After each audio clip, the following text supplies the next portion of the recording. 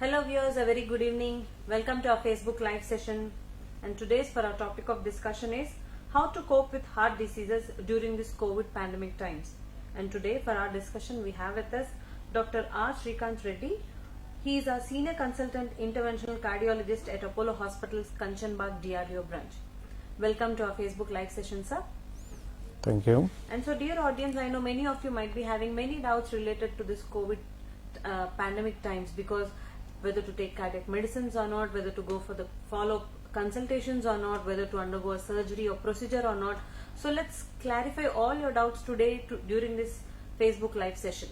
And sir will be answering all your doubts. So if at all you have any doubts, just leave them in the comment section. We will answer them shortly. So sir, as our topic itself says, how do we cope up with heart diseases during this COVID times? As the symptoms of few of the heart conditions and the COVID conditions are similar, like breathlessness and heartbeat raise and increase and all in both COVID and heart, even in the heart problems or diseases or conditions. So how do we differentiate between these two, sir? Basically, COVID-19 infection is a viral pneumonia, as you know very well. And since it affects lungs, so there is a decrease in oxygen saturations in blood levels that causes breathlessness. Apart from this, even cardiac patients also suffer with complaints of shortness of breath, either because of decreased pumping capacity of the heart or congestion in the lungs. So these could be the almost symptoms would be more or less similar. But how to differentiate, that is either by clinics or by doing an imaging modality. Like most commonly we use HRCT, high resolution computer tomography of the chest, where you can differentiate between the breathlessness caused by lung congestion or by pneumonia or because of heart disease.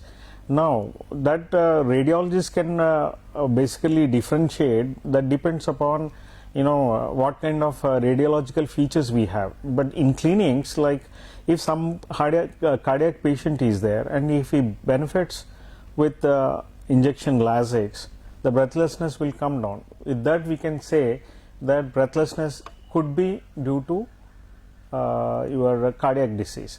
But at the same time, since this COVID virus, coronavirus, it's an RNA virus, it basically affects the angiotensin type 2 receptors, so which has the same similarities of the receptor and the viral particle, which internalizes. So these ACE receptors also present in lungs, blood vessels, and in kidneys. So most of the in the cardiac muscles also. So basically the virus affects all these targets. So what happens is, when a muscle is affected, there could be a slight increase in muscle damage markers like cardiac biomarkers like troponin I or T. So if somebody having a troponin high I or T, very high levels, and complaints of shortness of breath or chest pain, this goes more in favor of a cardiac related problem rather than a pure viral pneumonia or COVID problem. But since most of the time they have this combination, we are in dilemma whether we are really dealing with a COVID infection patient or a coronary patient. So potentially every breathlessness patient during this COVID pandemic time should be treated as a potential COVID candidate. So we should not neglect ourselves, because if we neglect one patient, the infectivity is very high. As you know, one person he can infect almost up to 50 persons. So this transmission can be by contact, direct or indirect, or droplet infection, or by airborne. So all these things, like right from almost it's in a year, more than a year now, there was a lockdown and we are reviving back, and there is almost a second wave is coming. So because of this potential very high contagious infectivity disease, we need to take care of ourselves. At the same time, patients, and we need to prioritize which patient should be treated first and how to triage the patient, whether COVID or non-COVID. So potentially, whenever a patient comes with a breathlessness, so treat him as a potential COVID candidate. Then basically, depending upon is COVID RT-PCR or some imaging modality or some other diagnostic thing, we need to differentiate and try to segregate people into COVID positive, COVID negative. So since cardiac patients are at a high risk because of routine, already because of the behavior modalities of nowadays generation, plus hypertension, diabetes, smoking, alcohol, these are the potential risk factors for the cardiac patient. So especially these patients are very much prone because of the COVID infection itself, it can cause a autoimmune response which leads to the cytokine storm syndrome, you can call. Means most of the inflammatory markers like interleukin 1, 6, tumor necrosis factor alpha, metanoprotease, serinases, so serine proteinases, these will cause plaque instability. So when you have an atherosclerotic plaque which was stable, because of COVID infection, it can become unstable and cause acute coronary syndrome. It is not just coronaries, does not, all the blood vessels can be affected. They can have venous thromboembolism, which might lead to sudden pulmonary thromboembolism or some vasculitis like picture. So you have a potential cause, both the coronary arteries can be affected, at the same time venous system can also be affected. So and because there is a alteration in the coagulation cascade, patients might land up in disseminated intravascular coagulation. So this is most important. That's the reason these patients are particularly high risk, and they have a potentially high mortality and morbidity in these particular patient group.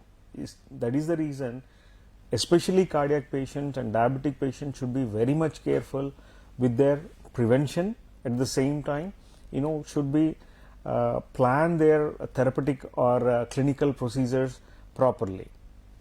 Thank you, sir. And as you were just mentioning about the care that the cardiac patients need to be taking, so sir, if at all they are going to take vaccination, do they need to pause their medications and go for the vaccine, or they can continue with the medications? They should continue. They should never pause their medications. If they pause their medication, there can be aggravation of the symptoms, and unnecessary it will lead into therapeutic dilemmas, and you will be landing in a different position, whether you should go to the COVID hospital or non-COVID, and if you have a breathlessness, again you will be shuttled here, there, you will be in a problem. So better you don't stop your medication, take your medication regularly, and all patients are eligible for proper vaccination, and you should take the vaccination. So there is a myth that is around which is regarding the blood thinners. So many people, I don't know whether they have any clinical information or not, they just say that I am under blood thinners medication, so I shouldn't be taking COVID vaccine. So is that true, sir? No, nothing like that. You should take the vaccination. Blood thinner does not give any contraindication. But I can tell you, like because of this COVID infection, there is a disturbance in the coagulation cascade system, more prone to the thromboembotic, this thing. So you should, I think, antiplatelets and these drugs, blood thinners, in fact benefit to prevent the complication from a COVID infection. I don't think you should stop any medication, including antihypertensive drugs like ACE inhibitors, ACE receptor inhibitors. In the early years, during the early stages of the COVID infections, there was a therapeutic dilemma that you should stop these medications. But of late, it is proven and well established that, in fact, ACE inhibitors or ARBs, they in fact give benefit. I mean, the morbidity and mortality is much less in patient receiving them. So, sir, many people, like for cardiac patients, they need to undergo every 6 months or quarterly or yearly, their regular checkups need to be done to assess their heart condition. So due to this pandemic time, since last March 2020, many people have delayed their regular follow-ups and health checks and all, and now they are coming up to the OPDs with a high or a low increase in the levels which need to be maintained ideally. Yeah. So any message to such group of audience, sir? Actually, whatever because of this COVID earlier situation, lockdown, because of social distancing, and many people were very quite scared about the infection. Since the situation was like that, so nobody has encouraged until unless there is an emergency, then you need to go in a therapeutic procedures. Usually all non-emergency evaluations are just delayed, and it was right to do that in the earlier phase. But now, since we at least understand what is the status of corona infection, how we can avoid, better you take care of your regular health checkups and come back, evaluate yourself, and be on proper guideline treatment. Thank you, sir. And many queries that we are getting nowadays is, sir, people who are above 35 years of age, they say we have some certain comorbidities, conditions like hypertension or diabetes and all. Can we take this COVID vaccine before in hand? Because government has just said 45 years of age above people with comorbid conditions. They all are having these concerns, saying I am also a cardiac patient. Can I take vaccine before in hand and all? So any message to such audience, sir? I think everybody should be vaccinated, whether it is 35 age group or 45 age group.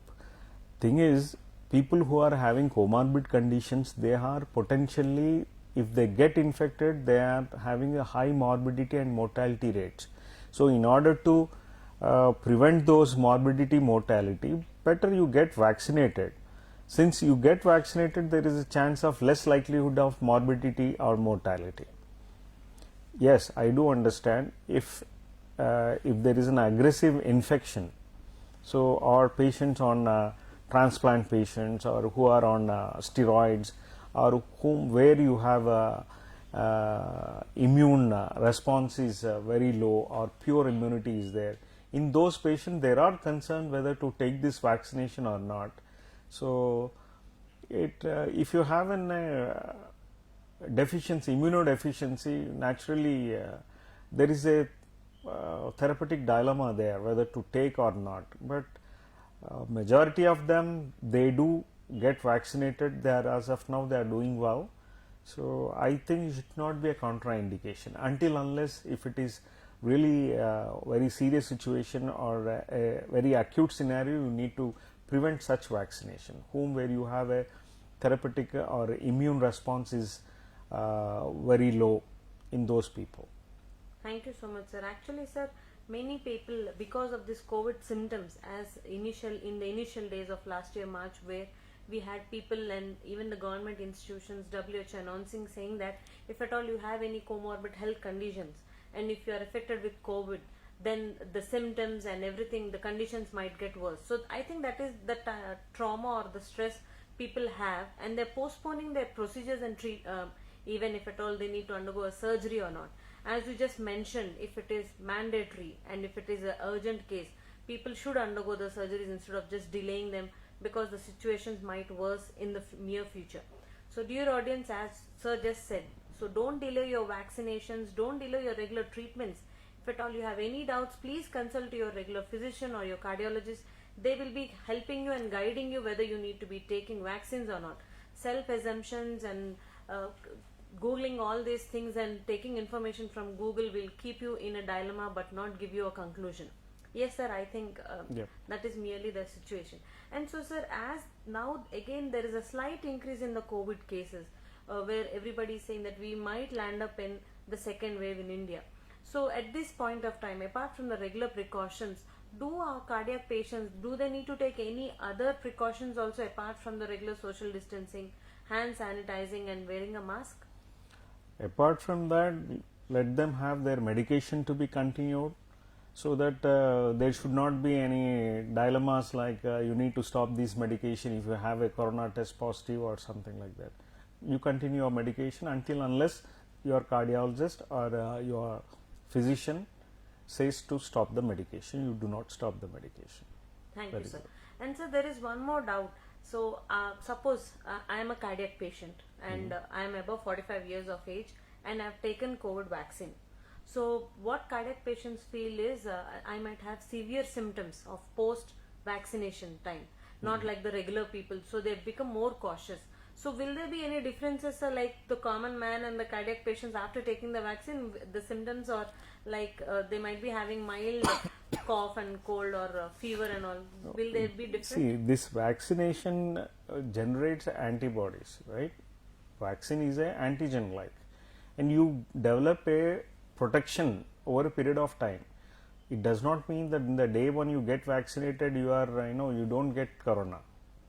Corona, whatever the infection is there, for example, in mild cases, your RT-PCR first time it gets negative, or if it is positive and after 10 days, viral shedding is finished, incubation period is done and everything. After 10 days, if your RT-PCR is negative, means you have a tendency that you have a mild infection and it has gone.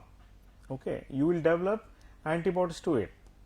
Okay, if somebody having a cardiac disease and comorbid conditions, other problems, then if they have a significant infection, I mean, COVID RT-PCR, even it is tested positive once or twice or thrice, it's a prolonged infection.